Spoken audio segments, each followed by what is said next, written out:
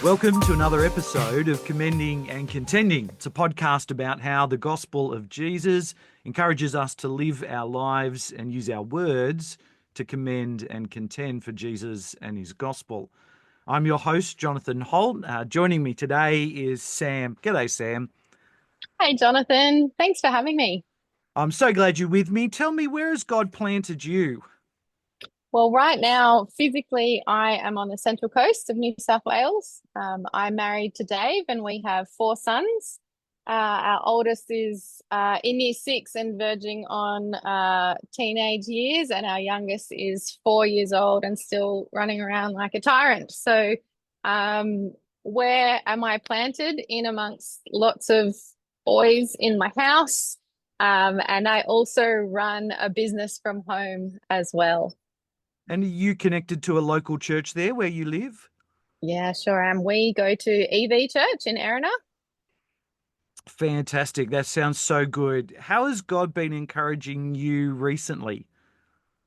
We've actually been doing a series through the book of Luke at church, and I have been so struck and reminded of how countercultural Jesus' teachings are. I've been reminded of how different we are to be and how different what Jesus says is to the world. It struck me the other day at the school Easter hat parade. One of the wonders that's going on in primary schools these days is that parents don't need to make the hats anymore. They're made at school. So we turned up to our kids' Easter hat parade, and our son, instead of getting super creative with chickens and eggs and streamers, he'd just written a massive "Jesus is King" across across his Wow. hat. Yeah, with an empty tomb. And, I was incredibly proud of him, but it struck me, sitting there amongst 480 students as one who wasn't ashamed at all. He hasn't really Mm. figured out yet that he needs to be afraid in any way. He just sits the truth, so he goes for it.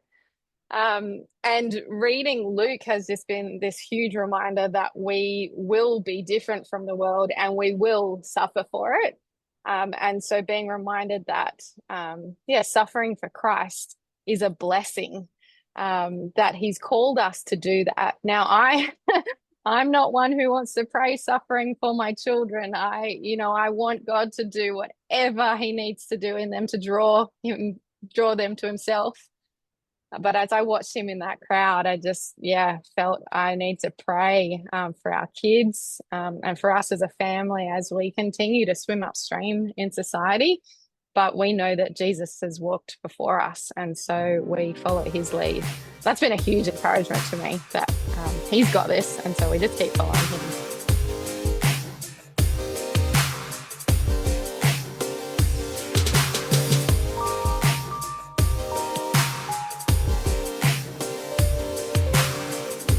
You mentioned a moment ago that you operate a business. Uh, what exactly is that? What's the work that you do? Yeah, so it's called Virtual Church Assist, and we provide ministry support to churches all over the country. So whether it's admin, some communications, some financial admin, or even consulting, to help churches and Christian organizations with lots of different things. So it might be a senior pastor who's run off his feet and needs a PA. It might be a small church where it's, a one-man band running a whole load of things. So we take on the Sunday service prep, CCLI reporting, working with children checks, all those kinds of things. Or you might need someone to just manage your social media and post some things weekly, monthly, whatever you need. Our aim is that we come and learn about your church. We learn about the people, the staff, and then we get on board to do everything we can to support them. Remove that burden for so many in ministry who are doing all these things that they weren't trained in, they're not gifted in, they don't have the time for it. And God has called them to do something so much greater, to preach the gospel, to be planning and pastoring their people, and they're stuck making PowerPoints. So our aim is to help them to be able to do what actually matters the most. They're all important things, but we want to make sure that they are not feeling stressed or overworked or burdened by things that people like me actually really enjoy doing. Now, how do you get into that kind of thing? Where did this idea come from, Sam? Yeah, so I became a Christian in at uni. I then finished uni and did MTS. I then wasn't sure what I was going to do because my husband was going into full-time ministry. So I got a job working at a church that did about 70 weddings a year. So it was a full-time role working in admin there. It turned out I really enjoyed that. I really loved it. It was a great team. It was work that I enjoyed. So a few years later, when I was our second child was a couple of months old, I was looking for a bit of work, just kind of scrolling through some job boards, and I saw a few jobs that were 4 hours a week, 8 hours a week, Christian organizations in admin. And so I contacted five or six of them and I said, I'd love to do this. I have the experience. Here's my resume. Could I do it from home? They all said no. So this was back in 2015. And that was the world at the time. That they weren't ready to have remote work. You know, they weren't ready to outsource the work. And it was at that moment that I realized there's a gap here that I think I can fill. And I think back to those days, and that was the time, where there was an actual church office probably, and there was an actual Hmm. physical sign outside the church building, and maybe some volunteers, or maybe the Hmm. church had rustled up just enough money. To be able to pay someone to answer the phone in the morning, or Hmm. prepare the service sheet, or whatever bulletin or bit of paper gets handed out at the door with all the news and info. That was a very particular world where people on site made it all happen. What do you think's Mm. changed that meant that now we can have this whole kind of virtual assistant kind of ministry support done online? What's changed for us? Mm. Two things. One's a very obvious one, and that's technology. Technology has significantly increased, and virtual assistants had actually been around for a while by 2015, but churches weren't really on the forefront of that at the time.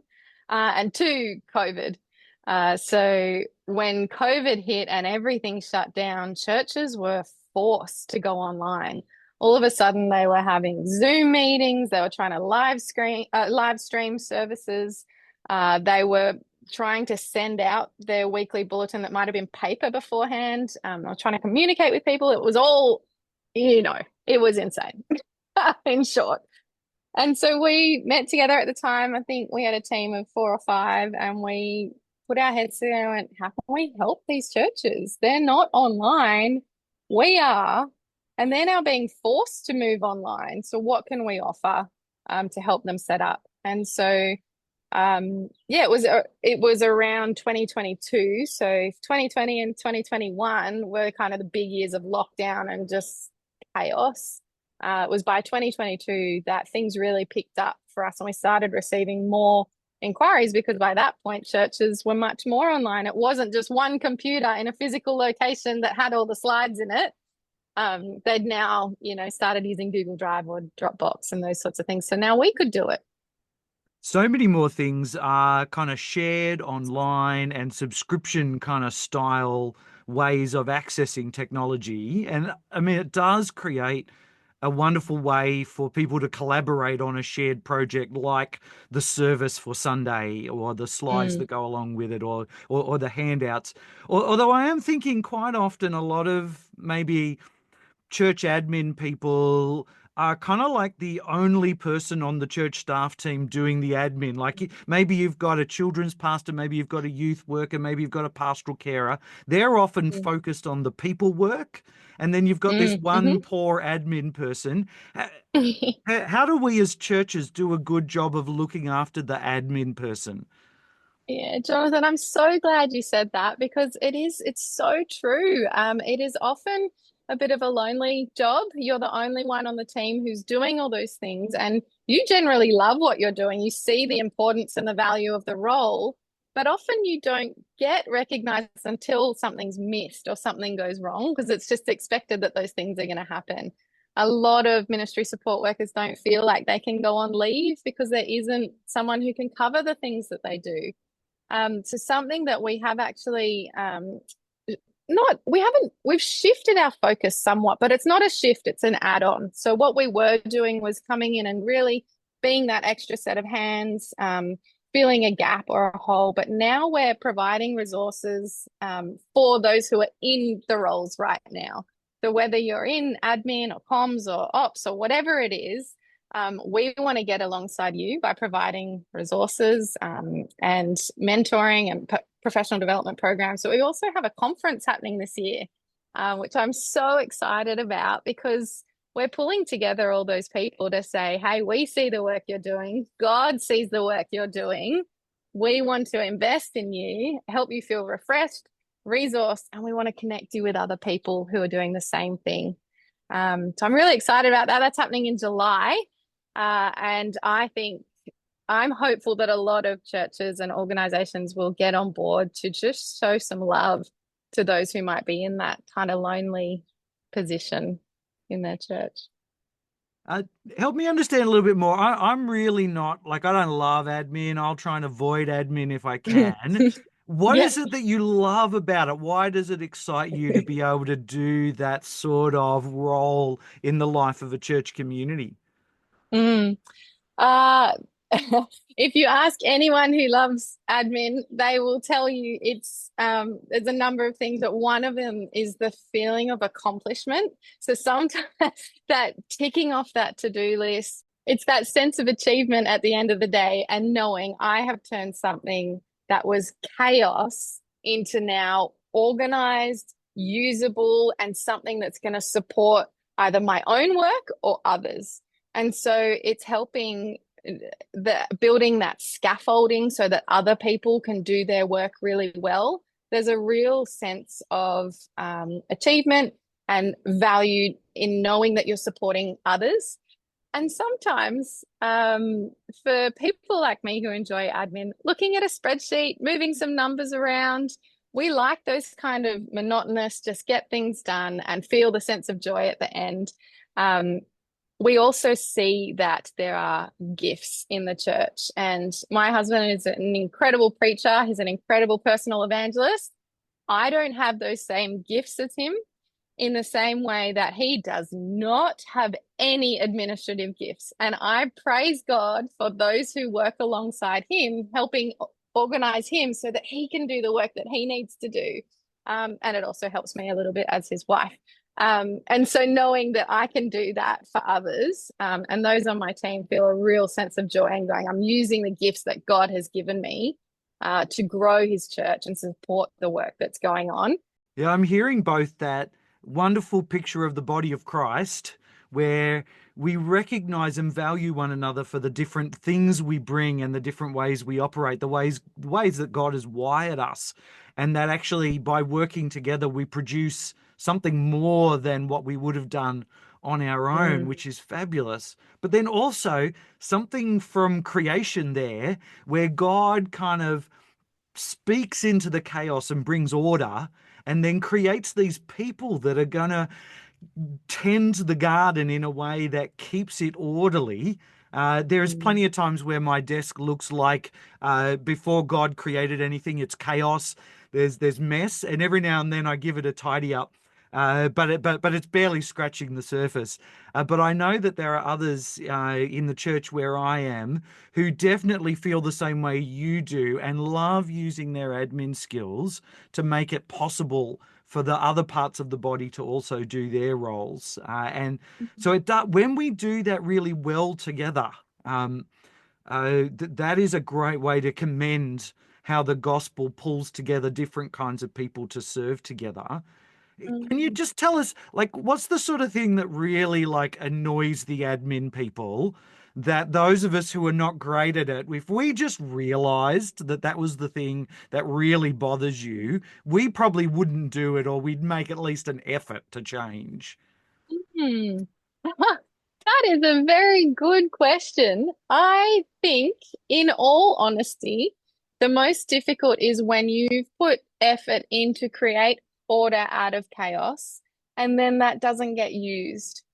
So whether it's creating a system or putting a process in place, because you can see across the team this has been a problem, and so I've put this process and here's how it works, Mm, and then it doesn't get used. I think that's probably one of the most common things I hear of people in ministry support, that they, yeah, want to really help and support, but then it doesn't necessarily get used. So it's the people who can see the work that's being done and then really utilize it. So I think as well, in that same vein, not handing over the work.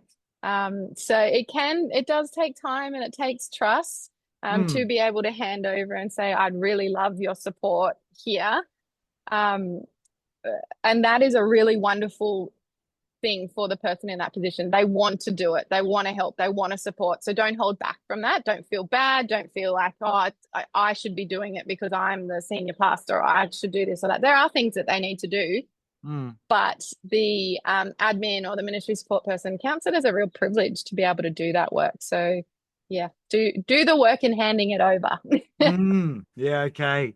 Now I'm thinking if there are admin type people listening, or maybe church leaders who want to send their admin person to this conference you talked about, where would they find more information about your thing coming up in July?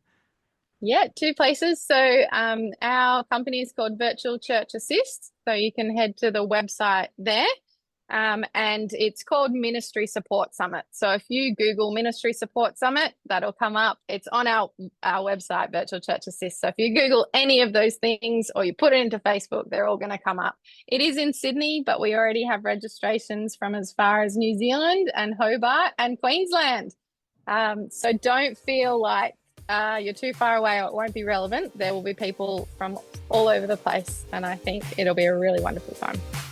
Thanks for chatting with me today, Sam. Thank you so much for having me, Jonathan. This is great.